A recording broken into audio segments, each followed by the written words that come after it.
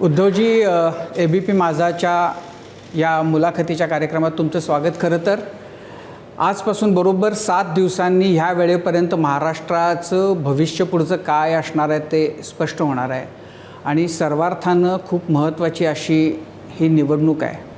5 वर्षांपूर्वी जेव्हा निवडणूक झाली होती त्यावेळेला तुम्ही खूप वेगळ्या स्थितीमध्ये होता. 5 वर्षामध्ये खूप स्थित्यंतरं झालेली आहेत आणि मला सगळ्यात काळजी किंवा मला दुःख ज्या गोष्टीचं होतं ते महाराष्ट्राच्या राजकीय संस्कृतीचा जो पूर्णपणानं विचका झाला आहे. तर हा विचका होण्यामध्ये आपलाही हात आहे, म्हणजे दुर्दैवानं किंवा अपरिहार्यपणानं म्हणूया आपण, असं तुम्हाला वाटतं? अजिबात नाही. कारण महाराष्ट्राची संस्कृती ही वचनबद्धतेशी निगडीत आहे. ज्या ज्या वेळेला कोणी वचनाचा भंग करतो त्या वेळेला त्याला धडा शिकवणं ही महाराष्ट्राची संस्कृती आहे आणि मी त्या संस्कृतीप्रमाणे ज्याने मला दिलेलं वचन तोडलं त्याला धडा शिकवण्यासाठी उभा राहिलो. आता विचका हा त्याच्यानंतर खरा केला गेला, आजपर्यंत कधी नव्हतं असं अत्यंत नीच पातळीचं राजकारण हे महाराष्ट्रात सुरू झालं. म्हणजे पक्ष ठीक आहे, राजकारण म्हटल्यानंतर काही लोक इकडनं तिकडे जातात, मात्र पक्ष फोडून संपवण्याचा प्रयत्न केला जातो आहे. नाव चिन्ह बेधडकपणाने दुसऱ्याला दिलं जाते. हा जो काय दरोडेखोरांचा सहभाग राजकारणामध्ये आला ही महाराष्ट्राची संस्कृती नाही आहे. त्याच्यामुळे ह्या दरोडेखोरांना महाराष्ट्रातून आता हद्दपार करण्याची वेळ आलेली आहे. पण जसं त्याच्यानंतर कुटुंबियांना बदनाम करणं, लोकांवरती, ज्या विरोधी पक्षाच्या लोकांवरती ईडी, इन्कम टॅक्स, CBIच्या धाडी टाकून त्यांना आयुष्यातनं उठवणं, त्यांच्यावरती खोटेनाटे आरोप करणं, त्यांना पक्षात घेऊन पुन्हा म्हैसूर सँडल सोपने आंघोळ घालून शुद्ध करून घेणं, उठणं वगैरे लावून पळी पंचपात्रांनी त्यांची सगळी पूजा करणं, हा सगळा जो काय विचका ज्यांनी केला त्या भारतीय जनता पक्ष याला जबाबदार आहे. नाही, एकीकडं आपण जर 19ला, म्हणजे आत्ता मी तुमच्या काही मुलाखती आणि भाषणांमध्ये पण तुम्ही बोलताना मी ऐकलं की नरेंद्र मोदी आत्ता येत आहेत आणि प्रचार करतायत आणि पंतप्रधानांना असा येऊन प्रचार करणं तुम्हाला मान्य नाही आहे असं तुम्ही वारंवार बोलताय. हे शिवसेना प्रमुखांचं मत होतं. नाही, पण मुद्दा असा की 19च्या इलेक्शनच्या वेळेलाही ते येऊन प्रचार करत होते, त्यावेळेला तुम्ही त्याला आक्षेप नाही घेतला, पण त्यावेळेला तुम्हाला सोयीचं होतं. नाही, पण त्याच्याही आधी, खूप वर्षाआधी आम्ही सत्तेत होतो नव्हतो, कदाचित अटल बिहारी वाजपेयी होते, तेव्हा पण बाळासाहेबांनी हे मत मांडलं होतं शिवसेना प्रमुखांनी की कोणत्याही राज्याचा मुख्यमंत्री किंवा देशाचा पंतप्रधान हा एका पक्षाचा प्रचारक होऊ शकत नाही. तो मुद्दा मी आता यांचं हे अतिरेक व्हायला लागला म्हणून तो मी अधोरेखित केला. कारण जेव्हा आपण शपथ घेतली जाते, कोणी शपथ घेतो तेव्हा संविधानाची शपथ घेऊन सर्वांशी मी समान न्यायाने वागेन अशी ती शपथ असते. आणि शिवसेना प्रमुख तर असंच म्हणायचे की जर तुम्हाला प्रचार करायचा असेल तर पंतप्रधानपद सोडा, मुख्यमंत्रीपद सोडा आणि तुम्ही वाटेल प्रचार करा. अन्यथा तुम्ही देशाचे पंतप्रधान म्हणून जर तुम्हाला प्रचार करायचा असेल तर तुम्ही तुमच्या पक्षाप्रमाणे अपक्षाच्या सुद्धा प्रचाराला जायला पाहिजे. कारण याच्यामधला फरक लक्षात घ्या की जसं असताना माझा पक्षभिक्ष चोरले आहे त्यांना असं वाटते, पण मी बोलणं आणि पंतप्रधानांनी बोलणं त्यांच्या हातात सत्ता आहे. साधी गोष्ट आहे की माझी बॅग तपासली गेली, त्याचा मी व्हिडिओ केला. आता सगळेजण जणू काही कोरोना टेस्ट करावी तसे मागे माझं तपासा म्हणून लागलेले आहेत, सगळ्यांचे व्हिडिओ यायला लागलेले आहेत. मात्र याच्यामध्ये पंतप्रधान ही व्यक्ती अपवाद आहे असं निवडणूक आयोगाचं नोटिफिकेशन आहे. काय म्हणून अपवाद? ते पंतप्रधान म्हणून येत नाही आहेत, ते प्रचारक म्हणून येत आहेत. पण मुद्दा हा की गेल्या इलेक्शनच्या वेळेला तुमचा आक्षेप नव्हता कारण ते तुमच्या सोयीचे होते. नाही, बरोबर आहे, ठीक आहे, ते मी मान्य करतो. पण आता अतिरेक झाला आणि आता हे मधल्या काळामध्ये जी वृत्ती यांची दिसली, वापरा आणि फेका, आणि त्याच्यामध्ये सुद्धा गेल्या 5 वर्षात ज्या बरं, आता तेव्हा मी आक्षेप घेतला नव्हता, मग आता मधल्या 5 वर्षात तुम्ही माझा पक्ष संपवण्याचा का प्रयत्न केलात? माझ्या लोकांना तुम्ही दमदाट्या करताय. आज सुद्धा साध्या माझ्या कार्यकर्त्यांना, काल मी नाशिकमध्ये होतो, माझ्या तिथल्या उमेदवार आहेत सुधाकर बडगुजर, त्यांच्या मुलावरती केसेस टाकलेत. म्हणजे संपूर्ण तुम्ही विचका करून टाकलेला. पण उद्धवजी, मग तसंच जर असेल तर ईडी, इन्कम टॅक्स, CBIचा वापर करण्याचा अधिकार आम्हाला सुद्धा पाहिजे. आम्ही टाकतो तुमच्यावरती धाडी, आम्ही टाकतो तुमच्यावरती धाडी. असं एकतर्फी कारभार नाही चालणार.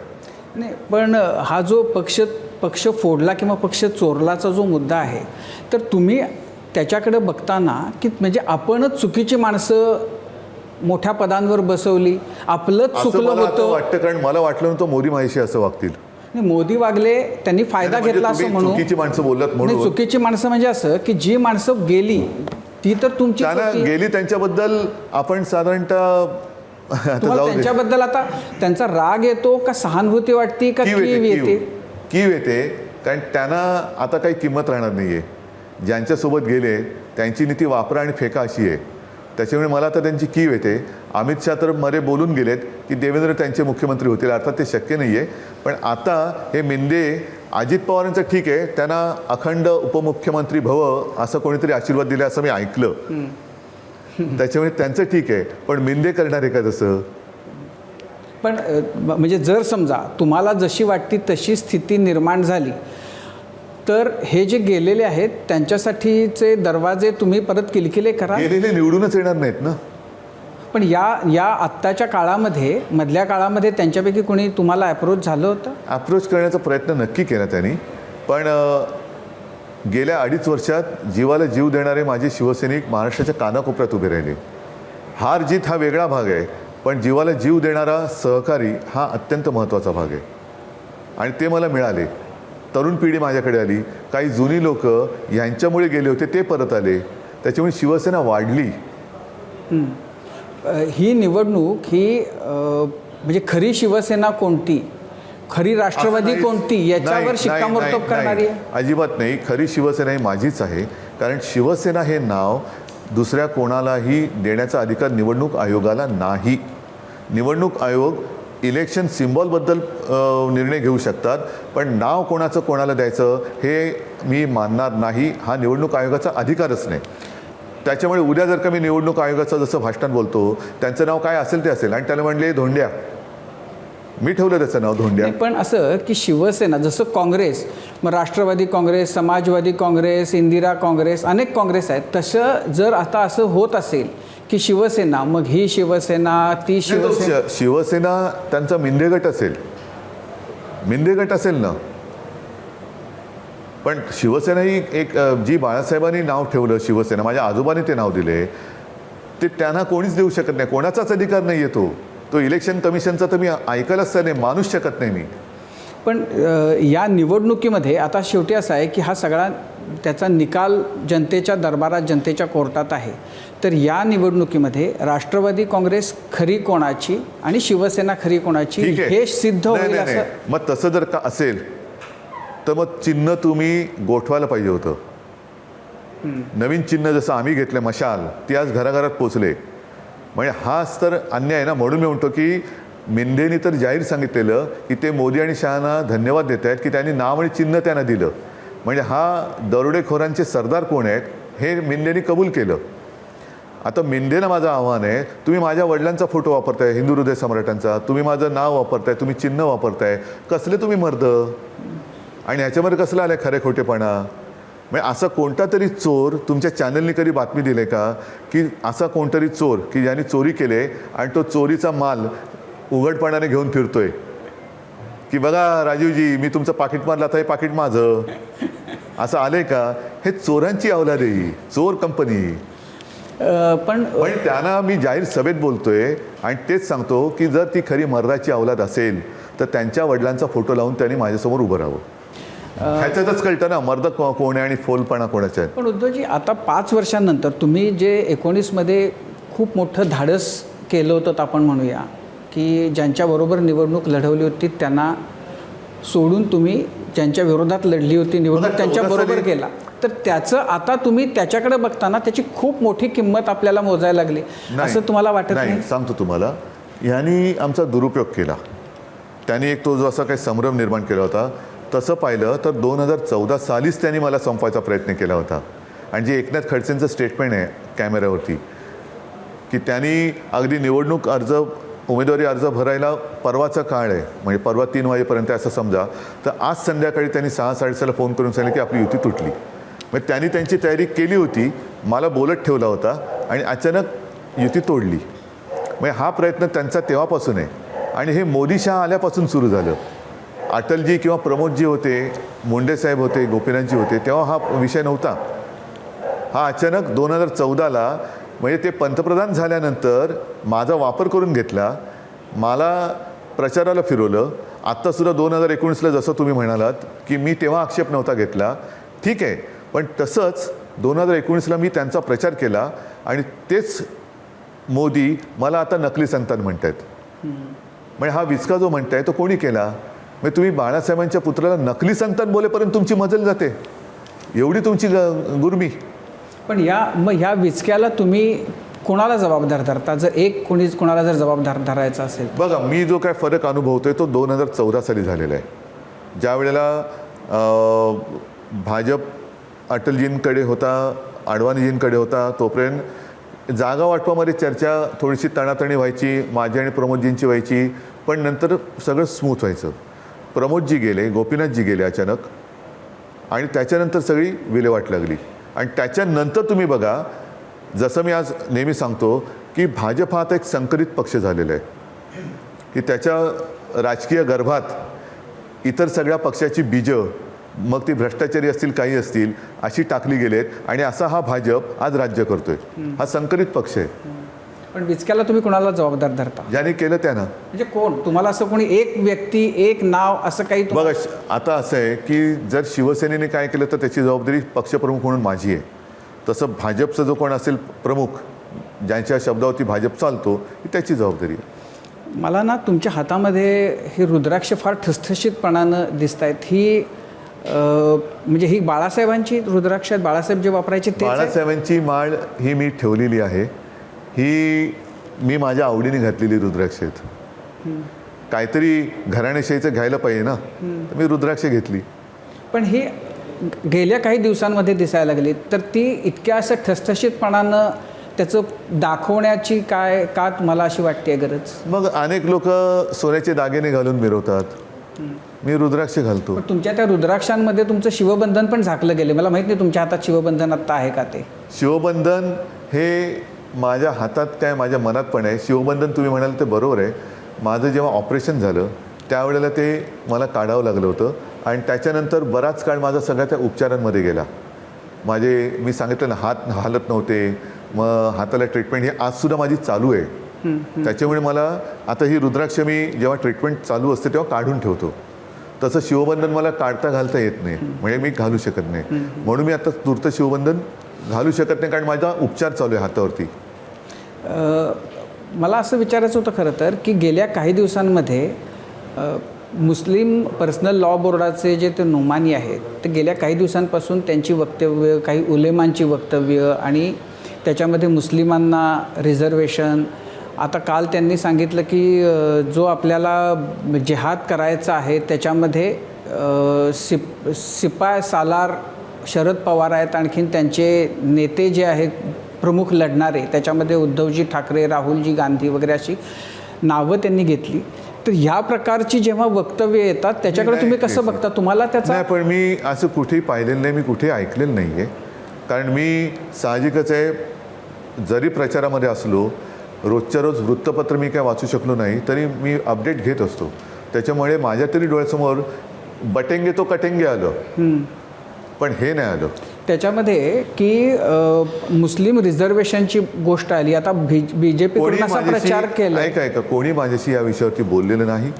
आणि मी जिथे जिथे जातोय, काल मालेगावमध्ये होतो, तिथे सुद्धा मुस्लिम लोक आहेतच. आणि त्यांनी मला खास गाडीतनं उतरताना सांगितलं की साहब, आपने जो कोरोना के समय में जो काम किया, हमारी जान बचाई, हम नहीं भूलेंगे. हे माझं आणि त्यांचं जी जवळीक आहे ते सांगतात. पण आजपर्यंत एकाही कोणी कोणत्याही अशा देवाणघेवाणीचा प्रकारे माझ्याशी कोणी बोललेलं नाही. त्याच्यामुळे ज्या गोष्टी माझ्यापर्यंत कोणी बोललेलंच नाही आहे त्याच्यावरती मी का रिॲक्ट होऊ? त्याच्यावरून म्हणजे आता म्हणजे काल अमित शहा असं म्हणाले की हे इतके मुस्लिम धर्मगुरूंच्या आहारी गेलेत की उद्धवजी आप चुल्लूभर पाणी में डूब मरो, कारण तुम्ही त्यांच्या सगळ्या मागण्या मान्य करताय. भाजप RSS वर बहिष्कार, बंदी घालण्यापर्यंतची अट मान्य करते. एक सांगतो तुम्हाला, आता अमित शहा, मी चुल्लीवर पाण्यामध्ये बोलू शकतो, अमित शहाना किती पाणी लागेल देव जाणे, पण त्यांना अमिताभ बच्चन कुठल्या तेलाची जाहिरात करतात? ते नवरत्न ते तेल द्यायला पाहिजे. म्हणजे केसही वाढतील आणि बुद्धी तल्लक होईल. ज्या वेळेला शिवसेना तुमच्यासोबत होती तेव्हा तुम्ही मुफ्ती मोहम्मद सईदच्या बरोबर बसला होतात.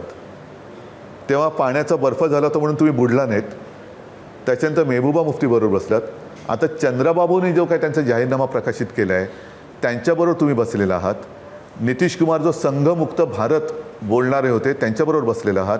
रामविलास पासवान म्हणाले होते की मोदीजींचे हात रक्ताने भरलेले आहेत. त्यांच्या मुलाला तुम्ही सोबत घेतलेला आहात. नवाज शरीफचा केक खाणाऱ्याने मला चुल्लूवर पाण्याची आठवण करण्याची. नवाज शरीफचा केक खाणाऱ्याने काय मोठं आवंट आहे. आणि शत्रू राष्ट्र त्याच्या पंतप्रधानाचा केक त्याने न बोलवता लाचारासारखे जाऊन खाऊन आलात आणि मला तुम्ही हिंदुत्व शिकवत आहे. मोहन भागवत जामा मशिदीत जाऊन आले. का भागवतांना सांगत नाही तुम्ही चुल्लूवर पाणी मरो म्हणून? कितीतरी मी फोटो तुम्हाला दाखवतो की ज्यांच्यामध्ये हे एकमेकाला पुरणपोळ्या नाहीत त्यांचे घास भरवण्याचे फोटो आहेत देवेंद्र फडणवीसांचे. मग त्या पुरणपोळ्या भरवत होता तुम्ही 35. तर असे कितीतरी फोटो आहेत की ते मशिदीमध्ये गेलेले आहेत, त्या जेवणामध्ये सामील झालेले आहेत. मोहन भागवत तर त्यांची तर कित्येक वक्तव्य आहेत. स्वतः जामा मशिदीत गेलेत, ते फोटो पण आलेत. मोदी पण गेलेले आहेत मशिदीमध्ये. मग तेव्हा तुम्ही कोणाबरोबर बोलताय, काय बोलताय? नाही पण हे जे आणि कोणत्या धर्मगुरूंनी मला काय सांगितले, कोणते धर्मगुरू मला भेटलेत, काय केले? बरं, ज्या शंकराचार्यांना तुम्ही गुरु मानता की नाही मला कल्पना नाही, त्या शंकराचार्यांना राम मंदिराच्या लोकार्पणाच्या वेळेला बाजूला का बसवलं नाही? सगळे म्हणजे मी भ्रष्टाचार्यांचा भाजप झाले, शंकराचार्यांचा भाजप राहिलेला नाही. नाही पण माझा प्रश्न असा होता की हे जे म्हणजे उद्धव ठाकरे आणि शिवसेना यांचं हिंदुत्व पातळ झाले ते आता मुस्लिम धार्जिणे मुस्लिम मतांच्या अमित शहाची कडी पातळ झालेली आहे. नाही ते ठीक आहे. त्यांनी सोयाबीनला भाव का नाही दिला? शेतकऱ्यांना अजून कर्जमुक्त का नाही केलं? 2 कोटी रोजगारापैकी 2 सुद्धा लोकांना रोजगार का मिळाले नाही आहे?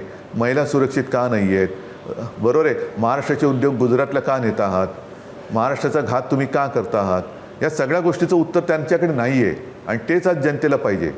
आम्ही काल परवाकडे जे सांगितलं की सोयाबीनला आज भावच नाही आहे. आमच्या काळामध्ये तो होता 6-7 हजार रुपये होता आणि आमचं सरकार आलं तर आम्ही तो परत देऊन दाखवू. आम्ही दिला होता. कापसाला सुद्धा भाव जवळपास 10,000च्या आसपास होता. आता तर कापूस खरेदी पण होत नाही आहे. नाही त्याच्यामध्ये शेतकरी आत्महत्या करतायत, त्यांच्या घरी जायलाही तयार नाही आहेत.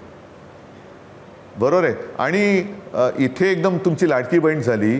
गेल्या आठवड्यात मणिपूरमध्ये एक आदिवासी महिला, तिच्यावरती अत्याचार केला गेला. 3 मुलांची आई होती आणि तिला जिवंत जाळून टाकलं. तिकडे मोदी शहा काय जायला तयार नाही आहेत.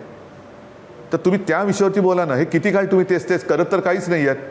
पाकिस्तानवरती तिरंगा कधी फडकवणार? तुम्ही स्वातंत्र्यानंतर तुमच्या ऑफिसवरती तिरंगा न फडकवणारी माणसं पाकिस्तानवरती तिरंगा कधी आयुष्यात फडकवतील असं वाटतं तुम्हाला? हे सगळे धोतांडे त्याच्यामुळे ते सोडून द्या.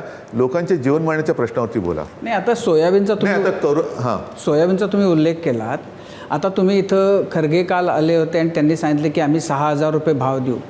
आता आज त्याच्यावर सोशल मीडियावर सुरू आहे की स्वतःच्या कर्नाटकमध्ये जिथं काँग्रेसचं सरकार आहे तिथं तुम्ही 3-3.5 हजार सुद्धा नाही देऊ शकत. कोण तपासायला गेले? मधल्या काळामध्ये एक ती त्यांनी जाहिरात दिली होती पूर्ण खोटी. आता त्या जाहिरातीचं खरं केस केली पाहिजे. कारण ज्या वृत्तपत्रांनी ती छापली त्यांनी कोणाकडनं पैसे घेतले आणि ती जाहिरात कोणी दिली होती हेच तर चालले. त्या संविधानामध्ये कोरी पानं आहेत. अहो तुम्हाला वाचता येत नाही त्याला आम्ही काय करू? तुम्हाला नाही वाचता येत कारण तुम्ही सगळं असं वाचता. उनकी जो मेमरी है ना वो ऐसी आती है. तर आता तुम्हाला ते नाही वाचता येत त्याला आम्ही काय करू शकतो? तर कर्नाटकामध्ये काय चाललं हे सगळं खोटं नाटक सगळं करायचं आणि सत्य लपवायचं हे एवढंच त्यांचं राहिले. एकूण लोकसभेच्या नंतर महाराष्ट्रामध्ये जे काही राजकीय वातावरण सांगू तुम्हाला, लोकसभेत आणि विधानसभेत भाजपला लय सापडलेली नाही आहे. त्यांचे सगळे खायचे दात आणि दाखवायचे दात हे घशात गेलेले आहेत.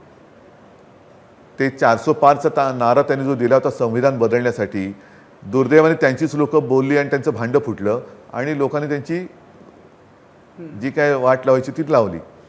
आता सुद्धा ते महाराष्ट्रामध्ये आता बटेंगे ते कटेंगे. मी मुख्यमंत्री असताना किती लोक कापली गेली हे त्यांनी सांगावं. मी होतो ना मुख्यमंत्री, दिल्ली पेटली होती. पण या घोषणेचा त्यांना फायदा होईल असं तुम्हाला अजिबात नाही होणार. कारण आता त्यांची फटेंगे झालेली आहे आणि त्यांचा जो खरा नारा आहे तो लुटेंगे और बाटेंगे.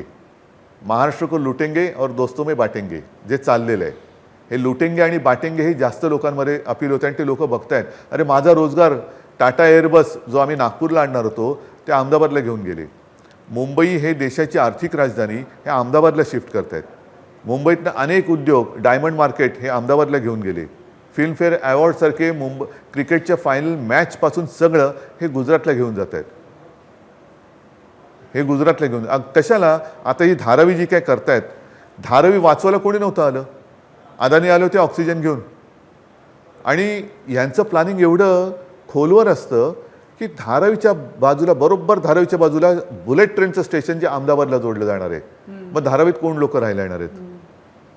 पण अदानींचा उल्लेख तुम्ही केलात. आत्ता गेल्या 4 दिवसांमध्ये त्या बातम्या फार होत्या की अजित पवारांनी सांगितलं की दिल्लीमध्ये मीटिंग झाली, ज्याला शरद पवार, अदानी, अमित शहा, देवेंद्र फडणवीस होते. नंतर त्यांनी त्याच्यावर टर्न घेतला. मग फडणवीसांनी सांगितलं की अदानी नव्हते पण मीटिंग झाली होती. काल शरद पवारांनी सांगितलं की नाही, अदानींच्या घरीच मीटिंग झाली होती आणि त्याला शहा वगैरे सगळे होते. ह्या सगळ्या डेव्हलपमेंटकडं, या माहितीकडं, या बातम्यांकडं तुम्ही कसं बघताय? हे घातक आहे देशाला आणि राज्याला. आपण असं अजूनही भाबडेपणाने मानतो की मतदार सरकार ठरवतात. पण आता म्हणजे EVM तर EVM, मला बॅलेट पेपर पाहिजे, पण EVMच्या माध्यमातून. पण आता अदानींच्या ATMच्या माध्यमातून सरकार ठरलं जाणार असेल तर मग निवडणूक आणि लोकशाहीवरचा लोकांचा विश्वास उडेल आणि मग देशात अराजक येईल. त्याच्यामुळे ह्या गोष्टी ताबडतोबीने झाल्या असतील तर थांबल्या पाहिजेत. आणि माझ्या मतावरती सरकार बनतं. आणि मी पुन्हा एकदा सांगतो, ठीक आहे, निवडणूक आम्ही युतीमध्ये लढलो आणि युती झाल्यानंतर त्यांनी विश्वासघात केला म्हणून मी आघाडीमध्ये आलो, म्हणून मी आघाडीत आलो. हा पक्ष म्हणून मी निर्णय घेतला. विश्वासघात केला म्हणजे? विश्वासघात केला म्हणजे जे अनेकदा मी सांगून झालेलं आहे की सांगितलं होतं ते 2.5 वर्षाचं मुख्य. 2.5 वर्ष. आणि समजा ते दिलं असतं तर 5 वर्ष गेली ना. आता या 5 वर्षामध्ये तुमचा मुख्यमंत्री होऊन गेला असता, काय फरक पडला असता? आणि आत्ता जी काय बदनामी आणि तुमच्या माथ्याला सगळा कलंक लागला तो लागला नसता. म्हणजे आता आरोप करायचे आणि तुमच्याकडे आल्यानंतर त्यांना सोबत घ्यायचं, हे लोकांना आता कंटाळलेत लोक. आता म्हणजे कोणावरही कुटुंब उद्ध्वस्त करायची, त्यांच्यावरती धाडी टाकायच्या, त्यांची बदनामी करायची आणि तीच कुटुंब पुन्हा आली का त्यांचं उद्ध्वस्त, पण त्यांचं घर उद्ध्वस्त होतं. पण उद्धवजी, या सगळ्यामध्ये तुमचंही मोठं नुकसान झालं असं तुम्हाला वाटत नाही? 171 जागा लढणारा तुमचा पक्ष गेल्या इलेक्शनमध्ये गेल्या 150 जागा लढणार की नाही वरनं 14 मध्ये चार पावलं पुढे जायचं असेल तर कधीतरी 2 पावलं मागे जाण्याची गरज असते. खूप पावलं मागे यावं लागलं. हा, पण फास्ट बॉलर असतो त्याचा स्टार्ट जास्त असतो, तो जास्त मोठा स्टार्ट घेतो आणि मग तो त्याला बरोबर टाकतो बॉल. पण म्हणजे 171 वरनं आता तुम्हाला 100च्याही पेक्षा कमी जागा तुम्ही ठीक आहे ना. पण मला महाराष्ट्र पुढे न्यायचं आहे आत्ता. आणि आता परत बघा की मी प्रामाणिकपणाने महाराष्ट्राच्या हितासाठी स्वीकारलं, पण आज देखील भाजपा त्यांची नीती सोडत नाही आहे. आत्ता यांना सगळ्यांना असं गोल गुंडाळले की एकटा भाजप पुन्हा सत्तेत येण्याचं स्वप्न बघण्यासाठी 160 जागाच्या आसपास लढतोय आणि 100% हे मिंदे आणि अजित पवारांच्या जागा बंडखोरी करून पाडणार.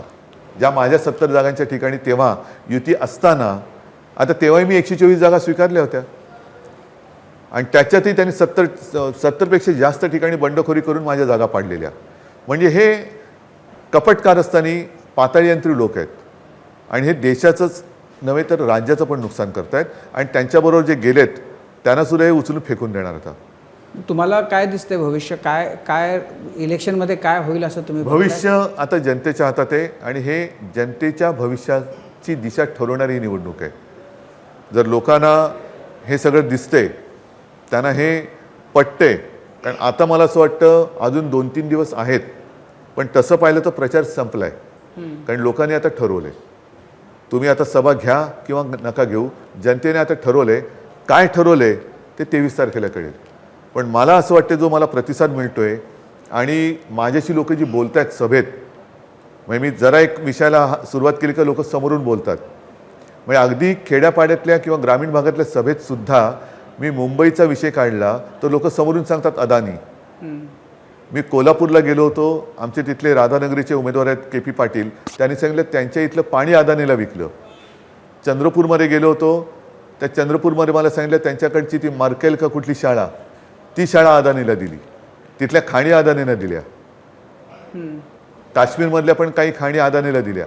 म्हणजे सगळंच काय हे सगळे लोक बघतायत आणि महाराष्ट्र लुटला जातोय. महाराष्ट्रामध्ये बेकारीचे तांडे फिरवेत असं मोदी शहांचं एक कारस्थान आहे. महाराष्ट्र भिकारी झाला पाहिजे, तो रोज माझ्यासमोर भिकेचा वाडगा घेऊन दारात उभा राहिला पाहिजे, तो लाचार झाला पाहिजे. कारण महाराष्ट्र स्वाभिमानी आहे.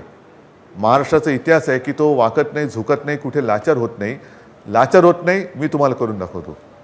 हे त्यांचं कारस्थान आहे आणि त्या कारस्थानाला मला नाही वाटत महाराष्ट्र बळी पडेल. पण या निवडणुकीमध्ये म्हणजे जो काही जणांना जाणवतोय बदल की गेल्या काही सभांमध्ये नरेंद्र मोदी वैयक्तिकरित्या तुमच्याबद्दल आणि शरद पवारांबद्दल बोलत नाही आहेत. तर याच्या मागचं कारण काय आहे असा लोकसभा निवडणुकीचा निकाल. आत्ता जरी बोलत नसले तरी लोकसभेच्या वेळेला ते ज्या बाळासाहेबांनी हिंदू हृदय सम्राट यांनी त्यांना वाचवलं होतं, ज्याचा पाठिंबा तुम्ही 14 साली आणि 19 साली घेतला होता. अगदी 19 सालीसुद्धा मी त्या लोकसभेच्या सेंट्रल हॉलमध्ये गेलो होतो. तेव्हा मोदींचं भाषण आहे, अब बालासाहेब तो नहीं रे, तो मैं उद्धवजी से सलाह मशवरा करता हूँ.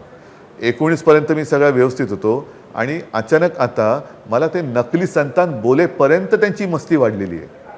हे लोक नाही विसरू शकत. हा बाळासाहेबांचा आणि माझ्या माचा अपमान आहे आणि कधी आईवडिलांचा अपमान महाराष्ट्र सहन नाही करत.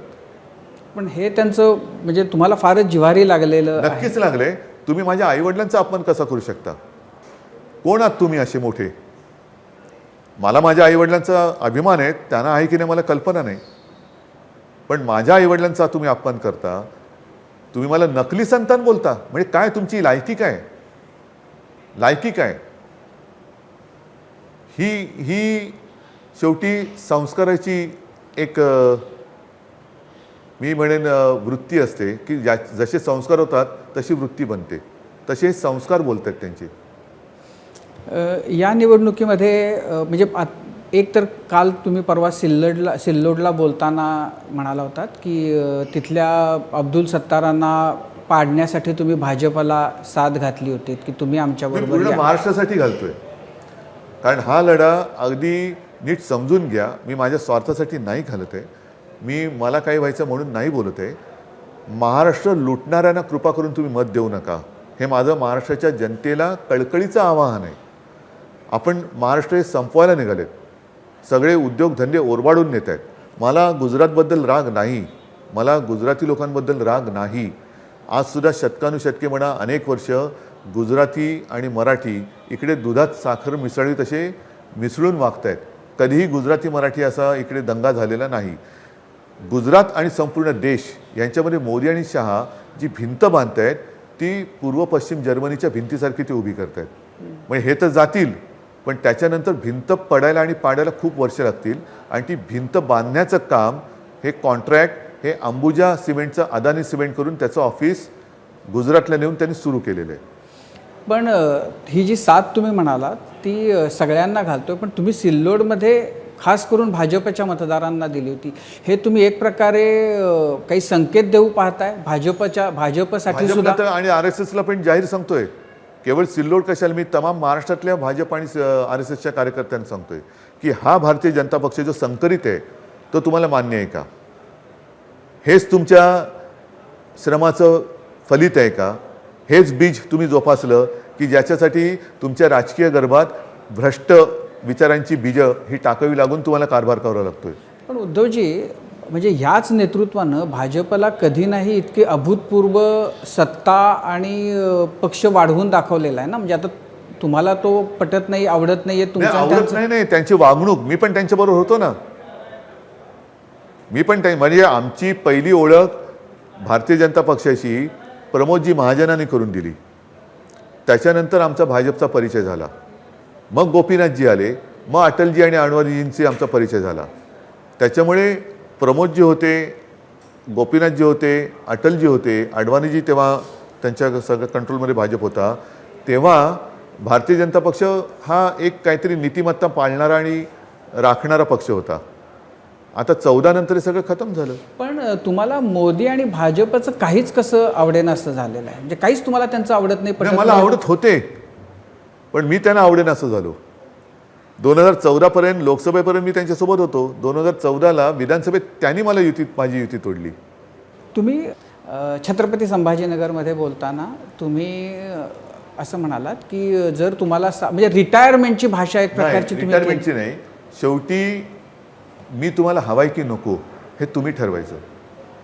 संभाजीनगरमधला पराभव हा माझ्या जिव्हारी लागलाय, नक्कीच लागलाय, की ज्या संभाजीनगरवरती, छत्रपती संभाजीनगरवरती ज्याचं पहिला उल्लेख संभाजीनगर असा हिंदू हृदय सम्राटांनी केला, ज्याचं नामकरण मी केलं मुख्यमंत्री असताना, त्या छत्रपती संभाजीनगरचं आणि बाळासाहेबांचं एक काहीतरी एक जिव्हाळा होता, एक वेगळं प्रेम आहे. आणि त्याला गेल्या वेळेला गद्दाराला लोकांना म्हणजे तिकडे निवडून आला गद्दार, ज्याची तुलनाच होऊ शकत नाही, हे मला खटकलं. आणि म्हणून मी सांगितलं की मी तुम्हाला आवडत नसेल तर तसं सांगा, कारण मी तुमच्यावरती किती काळ मी जबरदस्ती नाही करू इच्छित. तुम्हाला मी हवा असेल तर मी तुमच्यासाठी लढणारच आहे, महाराष्ट्रासाठी लढणार आहे. पण हा निर्णय तुम्ही द्यायचा आहे, कारण उगाचच काहीतरी मी जबरदस्ती करणाऱ्यातला नाही आहे. पण तुम्हाला सगळ्यात लागलेला पराभव तो आहे? तो पण आहे, कोकण पण आहे माझं. कोकणामध्ये सुद्धा मला म्हणजे आश्चर्य वाटतं, ज्या कोकणात गुंडागर्दी करणाऱ्याचा पराभव कोकणवासियांनी केलेला होता, त्या गुंडागर्दी करणारा म्हणजे तेव्हा ती एक खुनांची मालिका होती, हत्यांची मालिका होती, ती थांबली. त्याच्यानंतर ज्या वेळेला त्यांचा पराभव आम्ही केला त्याच्यानंतर ती मालिका थांबली, गुंडागर्दी थांबली, जमीन हडपण्याचे प्रकार थांबले, दमदाटीचे प्रकार थांबले, त्यालाच परत डोक्यावरती घेतला. आणि मला आश्चर्य मोदींचं हेच वाटतं की तुम्हाला बाळासाहेबांची घराणेशाही ही नाही चालत, पण तिकडे मी म्हटलं ना, मी भाषणातले शब्द वापरतो की बाप डोक्यावर आणि पोरं खांद्यावर, ही घराणेशाही कुठली? आणि ती गुंडागर्दी करणारी. छत्रपती शिवाजी महाराजांचा पुतळा कोसळला, ते पाहणी करायला गेल्यानंतर आमच्या वाटेत येऊन शिवीगाळ करणारी लोक तुम्हाला चालतात. हे तुमचं शिवाजी महाराजांचं प्रेम? म्हणजे महाराजांचा पुतळा कोसळणं ही अत्यंत दुर्दैवी आणि लज्जास्पद गोष्ट आहे. त्याच्यात सुद्धा पैसे खाल्ले, हे उघड झालं. ज्याचं अनावरण मोदीजींच्या हस्ते झालं होतं, तो पुतळा कोसळला. तो पुतळा पाहायला गेल्यानंतर तुम्ही आमच्या वाटेत मांजरासारखे आडवे येता. बरं, त्या पुतळ्यामध्ये अत्यंत बोगस काम झाले, हे तेव्हा आमच्या खासदार होते विनायक राऊत, ह्यांनी पहिल्यांदा लोकसभेत तो विषय मांडलेला. ते उखडलेले टाईल्स, म्हणजे पुतळा 8 महिन्यात कोसळला, 1-1.5 महिन्यामध्ये टाईल्स उखडल्या होत्या. मग तिकडे सुद्धा भ्रष्टाचार. आणि अशा लोकांना कोकणाने निवडून दिले हे मला पटलेलंच नाही आहे. या निवडणुकीचं म्हणजे आता एकनाथ शिंदेंनी मुलाखतीत सांगितलं की 170 जागा त्यांच्या येतील. तुमचा काय साधारण अंदाज आहे? आणि सगळेजण म्हणजे हा खूपदा तुम्हालाही विचारून झालेला प्रश्न आहे की तुमच्याकडं मुख्यमंत्री पदाचं काय होणार आहे जर तुमची सत्ता आली तर? शरद पवारांनी काय होणार आहे? नाही, त्यांच्याकडे शरद पवारांनी जो एक मध्यंतरी वक्तव्य केलं होतं की ज्यांच्या जागा जास्त बघा, मी तुम्हाला सांगू, माझ्या डोक्यात असं कोणतंही खूळ नाही. पवार साहेबांना अगदी त्यांच्या जागा जास्त आल्या नाही आल्या तरी जितेंद्र आव्हाडला मुख्यमंत्री करायचं असेल ते जाहीर करू शकतात, मला काही प्रॉब्लेम नाही आहे. पण म्हणजे ते त्यांचा विषय नाही. मी सांगतो, म्हणजे त्यांच्याकडे जितेंद्र आव्हाड असतील किंवा जयंत पाटील असतील, राजेश टोपे असतील किंवा आणखीन कोणी असतील, अगदी राजेंद्र शिंगणे असतील, कोणी त्यांच्याकडे असू शकतील, तर त्यांनी बेधडक जाहीर करावं. मला हे लुटारू नको आहेत, हे लुटारू नको आहेत. महाराष्ट्राचे लुटणारे पुन्हा सत्तेवर येता कामा नये, हा एकच माझा आग्रह आहे आणि तो साऱ्या जनतेला आहे. शिवसेनेचं समजा शिवसेनेच्या जागा जास्त आल्या तर परत तुम्हालाच व्हायला आवडेल? पहिले येऊ तर देत. मला मी पुन्हा सांगतोय की महाराष्ट्राचे लुटारू सत्तेवर येता कामा नये, बस. बाकी माझं काही स्वप्न नाही आहे. म्हणजे राज ठाकरेंच्या बद्दलचा प्रश्न की म्हणजे तुमची युती वेगवेगळ्या पक्षांबरोबर खूपदा झालेली आहे गेल्या काही वर्षांमध्ये. राज ठाकरेंच्या वेगवेगळ्या पक्षांबरोबर युत्या झालेल्या आहेत. पण 2 ठाकरे जे महाराष्ट्राला असं कायम वाटत आलं आहे की 2 ठाकरेंनी एकत्र यावं, तर वैयक्तिक कौटुंबिक जे काही मुद्दे आहेत, काही वेळेला इगोचा इश्यू आहे, त्याच्यामुळे ते होऊ शकत नाही. अदरवाईज जर स्वतंत्र तुमचं नातं नसतं तर कदाचित तुम्ही एकत्र आला असं नाही. एक गोष्ट मी जसं तुम्हाला मुख्यमंत्री पदाबद्दल सांगितलं की महाराष्ट्राचे लुटारू नकोत, बरोबर आहे. त्यांनी तर जाहीर केलेलं आहे कोण मुख्यमंत्री व्हायला पाहिजे. मग तो महाराष्ट्राचा लुटारू मुख्यमंत्री होणार असेल आणि त्याला त्यांचा पाठिंबा असेल तर माझी युती होऊ शकत नाही त्यांच्याबरोबर. मी माझ्या महाराष्ट्राशी बांधलेलं आहे. माझ्या वडिलांनी म्हणजे हिंदू हृदय सम्राटांनी शिवसेना पक्षाची स्थापना ही महाराष्ट्राच्या भूमिपुत्रांसाठी, मराठी माणसाच्या न्याय हक्कासाठी केली. ती महाराष्ट्राच्या लुटारूंना सत्तेवर बसवण्यासाठी नाही केली. त्याच्यामुळे एक तर जसं मग माझं धोरण स्पष्ट केलेलं आहे तसं त्यांनी करावं. आणि पहिलं पक्षाचं नेमकं नाव काय आहे, मनसे का गुंसे आहे ते त्यांनी ठरवावं. नाही, पण जर तुमचं नातं नसतं तर जास्त नातं सोपं बघा, झालं असतं. हे बोलायला खूप क्लेशकारक आहे, पण माझं नातं माझ्या महाराष्ट्राशी आहे. तो उघड्या डोळ्याने मी बघू शकत नाही लुटला जातोय. आणि त्या लुटारूंना मदत करणाऱ्याला मी मदत करणं म्हणजे मी महाराष्ट्राशी विश्वासघात करतोय. महाराष्ट्राशी विश्वासघात करणाऱ्याशी मी युतीच करू शकत नाही.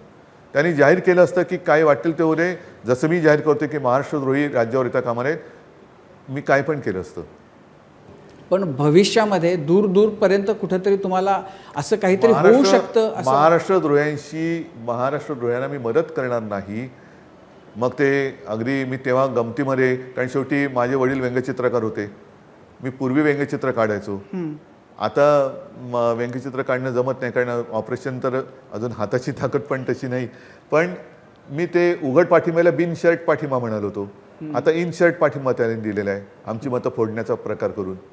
त्याच्यामुळे त्यांनी जाहीर केलं की मी बिन शर्ट किंवा इन शर्ट महाराष्ट्रद्रोह्यांना पाठिंबा देणार नाही. असं त्यांनी जाहीर केलं. करायला पाहिजे, मी जसं केलेलं आहे तसं त्यांनी केलं तर नाही. हो, आता जर तर कसेल त्यांनी, आता मी बोलल्यानंतर त्यांनी आहे ते होईल. अच्छा. पण तूर्त परत एकदा सांगतो, कृपा करून तुम्ही याच्यामध्ये नात्याची गफलत करू नका. माझं नातं हे महाराष्ट्राच्या जनतेशी आहे आणि त्या जनतेशी द्रोह करणारा त्याला मी पाठिंबा देऊ शकत नाही. सुप्रीम कोर्टाच्या मध्ये जी काही दिरंगाई झाली, तुम्हाला ते लागलेलं आहे आणि त्यामुळे तुम्ही गारद्यांच्या नाही, मला खरं चंद्रचूड साहेबांनी थोडंसं वेगळं क्षेत्र निवडलं असतं तर त्यांची कीर्ती अधिक जास्त झाली असती.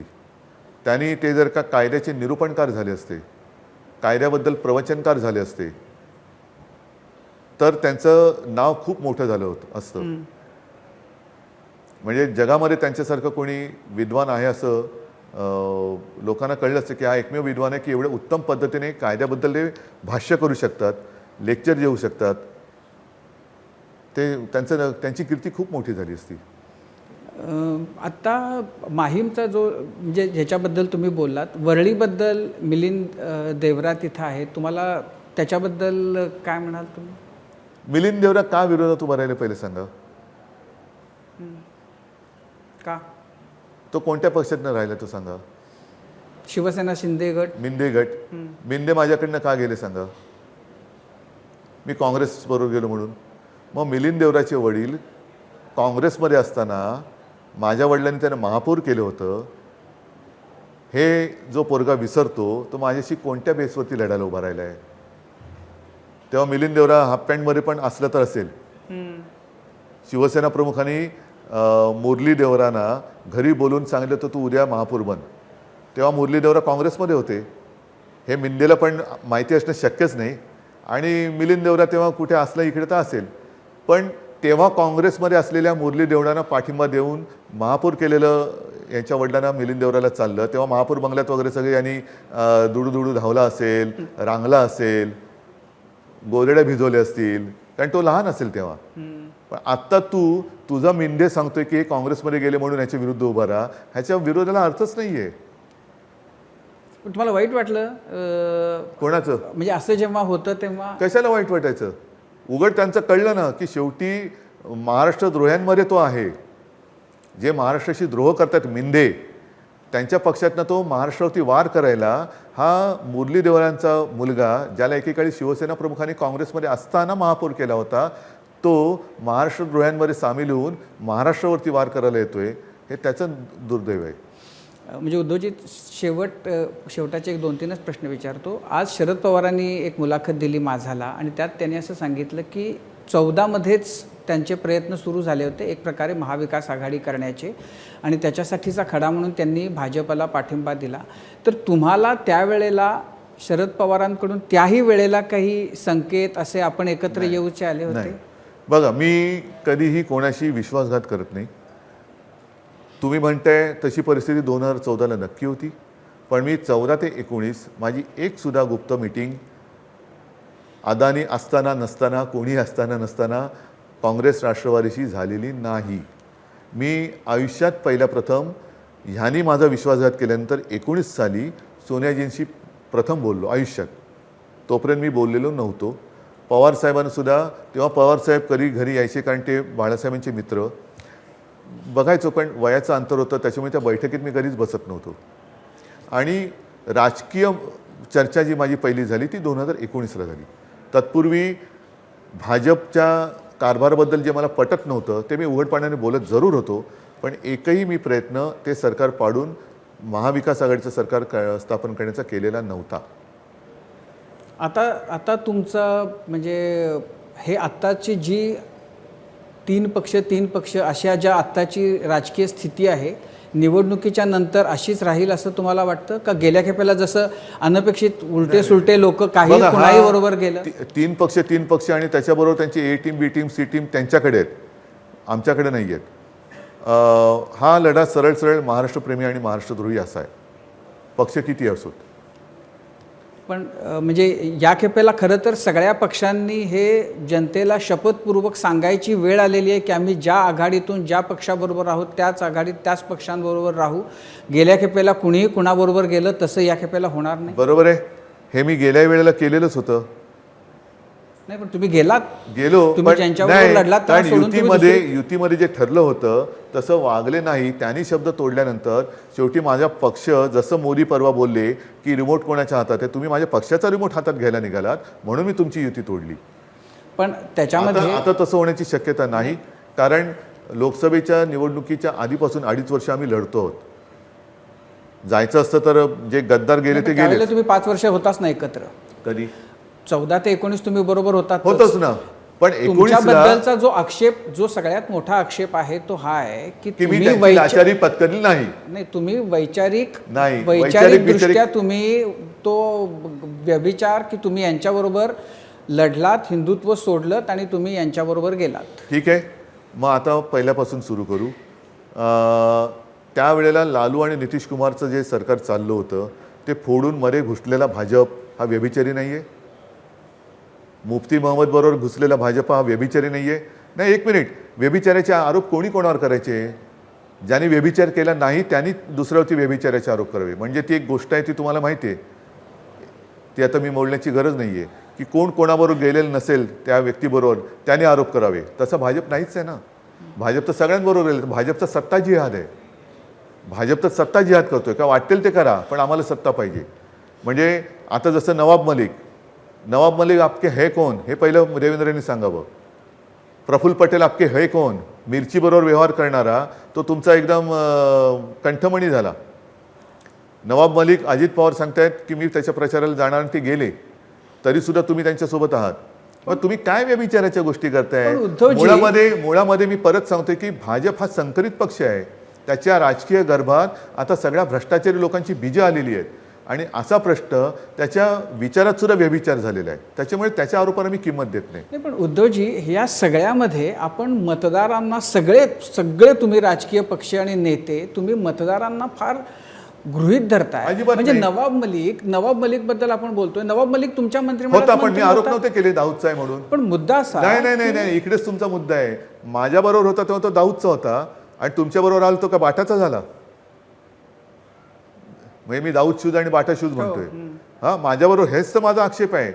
माझ्यासोबत जे राहिले लोक, अगदी काल परवाकडे आमचा जो इकडनं तुम्ही माझ्या अमोल कीर्तीकरच्या समोर जो लढवलात, हां, माझ्याकडे होता तेव्हा आज त्याची EOW का ईडीची केस पाठी घेतली. वायकर मग हेच तर म्हणतोय, मग हा व्यभिचार कोण करते? प्रफुल्ल पटेल आमच्याकडे होता तेव्हा तो मिरचीबरोबर त्याची संपत्ती मालमत्ता सीज केली होती, ती आता उघडली. आता मला वाटतं प्रफुल्ल पटेल ईडीला नोटीस पाठवते, एवढे दिवस वापरले माझं भाडं द्या. मग आता ईडी भाडं पण देईल त्याला. मग असे कितीतरी लोक आहेत की आमच्याकडे आहेत. तेव्हा ते नवाब मलिकचा मुद्दा म्हणून मी विषय काढला आणि तुम्ही बरोबर मला प्रश्न विचारला. मला तो तुमच्याचकडनं प्रश्न पाहिजे होता की नवाब मलिकला काढा, आम्ही काढलेलं नव्हतं, त्याला तुम्ही तुरुंगात टाकला होता. आणि देवेंद्र फडणवीसची त्यांची माझ्याकडे क्लिप आहे फोनमध्ये की त्यांच्याकडे ठोस सबूत आहे की दाऊद बरोबर कनेक्टेड आहे. दाखव ना तुझा ठोस सबूत. आणि अशा माणसांसाठी तुम्ही पंतप्रधानांना आणता प्रचाराला सगळ्यांसाठी. कर्नाटकात प्रज्वल रेवण्णाच्या प्रचाराला पंतप्रधान जातात. अब्दुल सत्तारला सुद्धा त्या दिवशी संभाजीनगर छत्रपती संभाजीनगरमध्ये व्यासपीठावरती घेतला होता, जो सुप्रिया सुळेला कॅमेरावरती शिवीर येतो. दुसरा तो वाशिम बिशिम तिथला म्हणजे आता त्याला माणिकराव ठाकरे या संजय राठोड ज्याच्यावरती भयानक आरोप होते, त्याला तुम्ही स्वच्छ करून, ज्याला मी मंत्रिमंडळातून काढला होता त्याला तुम्ही घेतला आणि त्याच्याबरोबर तुम्ही कारभार करताय. त्याच्यामुळे हा विचका जो आहे ना आणि गृहीत धरण्याचं काम भाजप करते, मी नाही. नाही पण म्हणजे त्याच्या आज सुद्धा सोयाबीनला भाव नाही आहे, कापसाची खरेदी नाही आहे, दूध उत्पादक संकटात आहेत, कांदा उत्पादक रडत आहेत, नोकऱ्या नाही आहेत, शेतकरी आत्महत्या करतायत, महिला सुरक्षित नाही आहेत. हे सगळं असताना तुम्ही कुठे चालले आहेत? म्हणजे तुम्ही पुन्हा हिंदुत्व वगैरे ठीक आहे ना, आत्महत्या करणारे शेतकरी हिंदू नाही आहे. सोयाबीनचा जो शेतकरी रडतो तो हिंदू नाही आहे. अत्याचार होणाऱ्या ज्या महिला आहेत त्या हिंदू नाही आहेत. बेकारांचे जे तांडे फिरतात ते बेकार हिंदू नाही आहेत. मग कसलं तुम्ही हिंदुत्व शिकवताय? पण हे जे प्रश्न तुम्ही सांगताय तर ह्या प्रश्नांच्या म्हणजे एका बाजूला हे सगळे प्रश्न, दुसरीकडं 1500 रुपये लाडकी बहीण योजना त्या अशा प्रश्नांना भारी ठरतं असं अजिबात नाहीये. असं आतापर्यंत अजिबात नाहीये, कारण त्याच्या मागची वृत्ती ही फार महत्वाची आहे. जिथे त्यांचा तो मुन्ना महाडिक म्हणतोय की इकडे आमच्याकडनं घ्यायचं आणि तिकडे जायचं. छत्रपती संभाजीनगरमधल्या जिल्ह्यातल्या एक मिंद्याचीच एक उमेदवार आहे, तिने सांगितलं मत नाही दिलं तर 3000 वसूल करू. म्हणजे तुमची वृत्ती कळते, तुम्ही नोकर समजताय माझ्या महिला आणि माता भगिनींना. म्हणजे आता जेमतेम 8 दिवस उरलेले आहेत आणि अपेक्षा ह्याच आहेत की जे काही महाराष्ट्राचं म्हणजे राजकीय संस्कृतीचं देशभर खरं तर गौरव होता, कौतुक होतं, लोकांना फार ते अप्रूप होतं, ते आपण मधल्या 5 वर्षांमध्ये मिटवून गमावून आपण नक्कीच गमावलंय. आणि त्या गमावणाऱ्यांनाच हद्दपार करण्यासाठी मी लढतोय, हातात मशाल घेऊन लढतोय आणि लोकांना भावलं तर ते देतील. उद्धवजी, आता तुम्हाला मशाल तुम्हाला जास्त भावतीये म्हणजे पुन्हा पूर्वीचं चिन्ह मिळण्यापेक्षा हीच बरी असेल? मी तुम्हाला काय म्हटलं की चिन्ह कोणतं द्यायचं हा निवडणूक आयोगाचा अधिकार जरूर आहे. नाव देण्याचा अधिकार निवडणूक आयोगाचा मी कदापि मानणार नाही. त्याच्यामुळे मी आता जी मशाल घेतले ती आत्ताच्या काळामध्ये या सगळ्या लोकांच्या बुडाला आग लावण्यासाठी घेतलेली आहे. तर आता तुम्हाला मशालच हवी आहे. आता तुम्हाला आता मी मशाल घेतली. आता तुम्हाला पूर्वीचं चिन्ह मिळालं तर? नाही, पूर्वीचं चिन्ह मिळालं वगैरे ह्या गोष्टी तुम्हाला वाटतं अशा होतील? असं होतील असं तुम्हाला एवढा भाबडेपणा तुमच्यात आहे अजून? जर आपण नाही, तुमचं अजूनही या सगळ्या गोष्टीवरती प्रामाणिकपणाने सांगा की तुम्हाला खरंच असं वाटतं का की मला न्याय मिळेल? असं आपण म्हणतोय. नाही, आपण उद्या पाऊस पडेल का असं नका म्हणू. उद्या खरंच पाऊस पडेल असं तुम्हाला वाटतं का? तुम्हाला खरंच आम्हाला न्याय मिळेल असं वाटतं का? या सगळ्या संस्थांवरचा विश्वास उडत चाललेला आहे आणि मला भीती हीच आहे की आत्ता जर का आपण सावरलो नाही तर देशात अराजक येईल. देशात अराजक येईल. कोणी कोणाचं ऐकणार नाही, कोणी कोणाच्या ऐकायच्या मनस्थितीत नसेल. जसं बांगलादेशमध्ये तिथल्या काय शेख हसीना वगैरे पळावं लागलं तसं आपल्याला इथल्या लोकांना पळावं लागेल. तिथल्या पंतप्रधानांना पळावं लागलं. इस्रायलचे नेत्याने कसेबसे टिकलेत, पण शेवटी जनता हिचा जसं पाण्याचा लोंढा, आपण ग्लासात पाणी एक घोटभर पाणी जीव वाचवू शकतो, पण महापूर आला तर जीव घेऊ शकतो. तसं लोकांचा बांध जर का तुटला तर मग तिकडे कोणी कोणाला ओळखणार नाही, तो सगळ्यांना म्हणजे एकदम खतम करून टाकेल. आणि मला ती परिस्थिती देशात येऊ नये असं प्रामाणिकपणाने वाटतं. या गेल्या 5 वर्षांमध्ये खूप उलथापालथी झाल्या. तुम्हाला सगळ्यात आशादायी ज्यांच्याकडे बघून वाटतं अशी 1, 2, 3 अशी जर नावं विचारली तर कोणाची सांगता येतील? आणि ज्यांनी खूप अपेक्षाभंग केला तुमचा अशी 1, 2, 3 कोणाची नावं सांगता येतील? बघा, अशी नाव म्हणजे व्यक्ती किंवा संस्था नाही असं मला कोणाकडनं अपेक्षा. कारण जेव्हा माझ्या कुटुंबाबरोबर वाढलेली माणसं माझ्या छातीवरती पाठीवरती वार करतात तेव्हा माझा आता विश्वास कोणावर मी ठेवू? ज्यांना मी म्हणजे अगदी बाळासाहेबांच्या नंतर बाळासाहेबांच्याच पुण्याईने मी ज्यांना मंत्रिपद दिलं, नाही तर आयुष्यात ते कधी मंत्री झाले नसते, अशी लोक उलटून माझ्यावरती वार करतात, तेव्हा मी काय कोणाकडनं अपेक्षेने बघू? माझ्या साध्या जनतेकडनंच बघणार, मी जनतेकडेच बघणार. त्याच्यामुळे महाराष्ट्राची जनताच तिच्याचकडे मी आता मला न्याय मिळावा याच्यासाठी अपेक्षेने बघतोय. मला न्याय देईल तर माझी जनता देईल, नाही तर कोणीच देणार नाही. आणि ही माणसं निवडण्यामध्ये आपण चूक केली असं शेवटी मग निवडायची तरी कोणाला? साध्या साध्या लोकांना न्याय देण्यासाठी किंवा त्यांना हिंमत देण्यासाठी ज्या शिवसेनेची स्थापना झाली ते हिंमत कमवून हिंमत देणाऱ्या शिवसेनेवरती वार करणार असतील तर मग शेवटी काम करायचं कोणासाठी? उद्धवजी खूप व्यस्त आहात तुम्ही आणि खूप लोक आहेत आज तुमच्या मुलाखतीसाठी, पण तरी तुम्ही खूप त्यातनं वेळ काढून वेळ दिला त्याबद्दल खूप धन्यवाद. खूप शुभेच्छा आणि आपण धन्यवाद. जय हिंद, जय महाराष्ट्र. एबीपी माझा, उघडा डोळे बघा नीट.